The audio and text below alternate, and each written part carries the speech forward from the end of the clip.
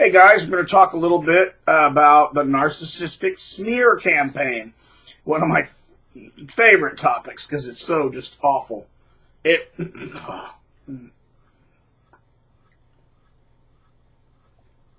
So you go to a movie with the narcissist, and the narcissist says, "I really enjoy this movie," and you say, "Well, that's fine, but I didn't really like it so much. I didn't think it was that great." Now you're enemy number one, and you must be punished. Now, my monarch didn't really go so much about, our disagreement on movies, but other things cause narcissistic injury, which I'll explain what that is later. But once you've caused a narcissistic injury, whether disagreeing with him over a movie, or what the best color is, or whether to go left or right, all of a sudden you find he starts emailing your friends, telling them that you're lying and cheating and stealing, and sometimes, then he tries to turn everybody against you, merely because you disagreed with him on something, and he's perceived that as a personal attack or a slight, which it was never meant to be. The narcissistic injury I saw with my narc was when we were discussing science, and I wrote some science equations, and he wrote E equals MC squared. And then he flipped out in the restaurant like I just, shot the sacred cow. And at that point, he started emailing my friends telling them, "Ryan is a charlatan. You need to lose him as a friend." And telling me he's just angry because that friendship needed to end, you see. Well, if you'd have told me that it needed to end, we would have ended it. Problem solved, and we wouldn't have had any problems. But instead, he didn't. He just quit talking to me and went behind my back and told everybody else bad things about me in classic chicken crap fashion, classic cowardice 101, but nobody's ever making the argument that a narcissist is a hero. In the workplace, what they'll do is, could be a boss, could be a coworker, been there too. You disagree with them on something, and all of a sudden it's an attack, and then they go to the boss and claim that you're stealing from the workplace, you're not doing your job, or you're, trying to rape somebody, and all because, you had a disagreement on something, whether we should have had lunch at this time or this time, and now all of a sudden they're telling everybody you're a thief and a child molester and a liar, and then all of a sudden, you have to get lawyers to defend yourself, and then there's lawsuits, all because this one little sissy, God, his feelings hurting, how dare you tell him no. The world's full of no, but they haven't learned that. They're like spoiled little brats. The narcissistic smear campaign is terrible. In the case, I've seen it at its worst probably in the case of marriage divorces. If somebody was married to a narcissistic, thinking of one example, a wife, it could be a husband, also, works both ways. A narcissistic wife, gets in a divorce with her husband, and the husband's been nothing but really very good to the kids, even though they have a disagreement or they have to break up.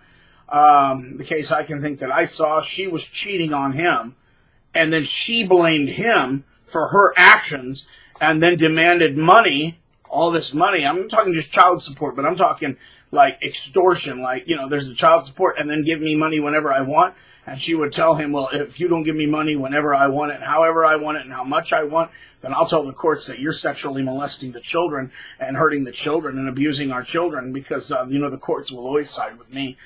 Fortunately, there was a judge that actually saw right through her crap, which kudos to that judge, because a lot of times these narcissists will cry crocodile tears. After they've smeared you, they'll turn around and play the victim and go, "He murdered me," and then they'll win sympathy, and then they'll turn the public opinion against you, who's the real victim, and turn around, "Sucker!"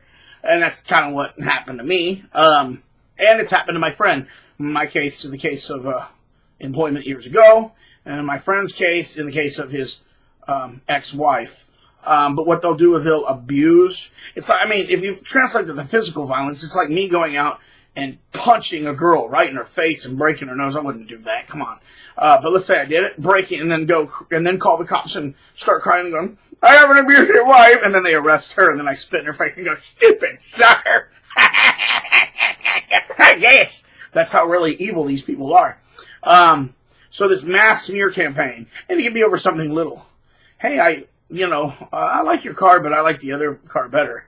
"How dare you?" So then they start calling up your, okay, let's say you have a friend who buys a car. You say, "Oh, I like your car, but I would have personally got that one, and then they're like, how dare you? So then they call your boyfriend and say, she's cheating on you, you see, you need to get rid of her, oh yard.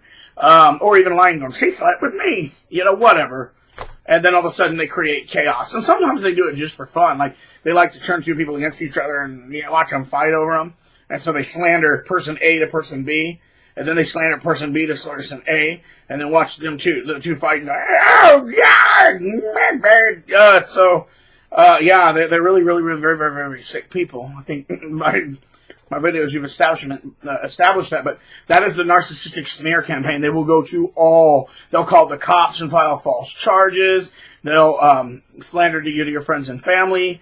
Don't be afraid if you have to lose people and end up having to find a whole new group of people. But unfortunately, the people that constantly buy into these idiots are questionable themselves because, you know, they're usually looking for drama too. People love gossip and drama. It's a sad state in the human condition, but it's like I always say, if I were going to start a, quote, reality TV show, they're all scripted, but let's say I started a TV show called Charity, where I took people from the church and the Salvation Army, and they had a contest as to who could raise as much money as they could for the homeless and children with cancer and so on and so forth. The object of the show was to get these reality shows with teams and to have contests to see who can raise the most money to do the most good for the most people. You know, I might get some good ratings on that. But then I make a TV show called Adultery. And Adultery is all about who slept with who and how many times and where and this and this and that and spying on them. Which of those two shows do you think is going to get more ratings? Right, clearly Adultery. And it's that sort of crap mentality that the narcissist smear campaign is dependent on, because they know they'll attract those kind of idiots and go, see, I'm the devil attracting devils. I'm the queen bee, the queen Jezebel, and these are all my little drones, you see. Oh, yard. Why don't somebody put them down like a dog? We can't do that. I'm not endorsing violence, but holy cow, these people are ugly. Anyway, narcissistic smear campaign. What can you do about it? Cut ties with anybody who believes it and run. Sometimes you have to relocate. Sometimes you'll definitely, in the workplace, you got to get out of there. Because it's not going to get any better. It's just going to be bad for your health. Move on. Healthy, healthy, healthy. All right, guys. Have a great evening.